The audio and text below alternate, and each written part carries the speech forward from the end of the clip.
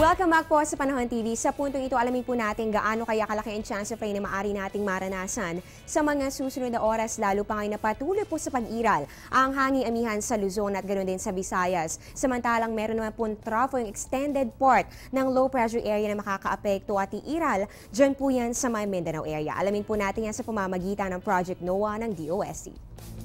Ito po ang Project NOAA website kung saan makikita po natin ang mapa ng Pilipinas na mayroon pong iba't ibang mga kulay. Ang mga kulay na ito po mayroon po yung corresponding percentage ng chance of rain dito sa ating color scale. So mula po 0%, paakyat po yan ng 100% yung pong kulay red na yan.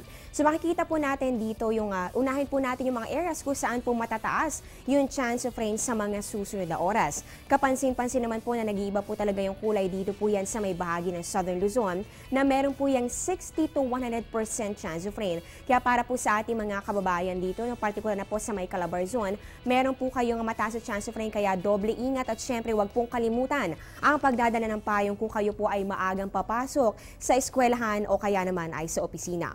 Samantala dito naman sa ating mga kababayan sa Bicol Region, meron po kayong 40 to 50% chance of rain kaya paalala rin po, ganun din po magdala po kayo ng panangga sa ulan.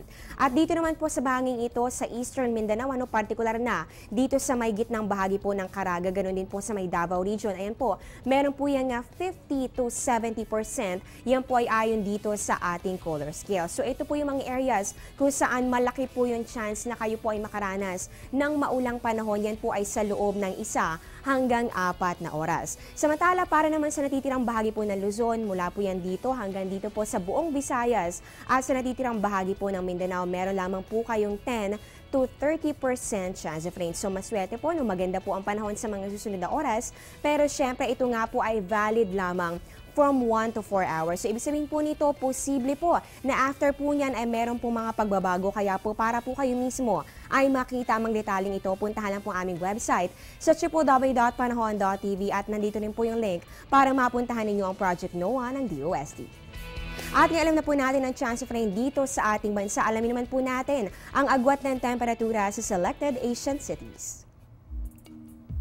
Sa Bangkok, Thailand, mainit po ang panahon. Meron po yan 26 to 34 degrees Celsius. Samantalang dyan naman po sa Hanoi, Vietnam, meron po yung 17 to 22 degrees Celsius.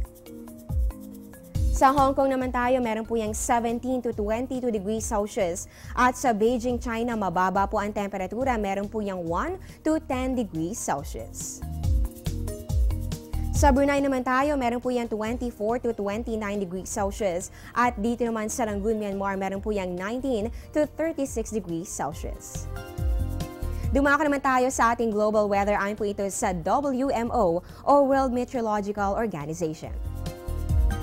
Unahin po natin sa USA and Canada. Sa Los Angeles, meron po yung 13 to 19 degrees Celsius. Samantalang dito naman sa Edmonton, Alberta, napakalamig po ng panahon. Meron po yung negative 19 to negative 9 degrees Celsius.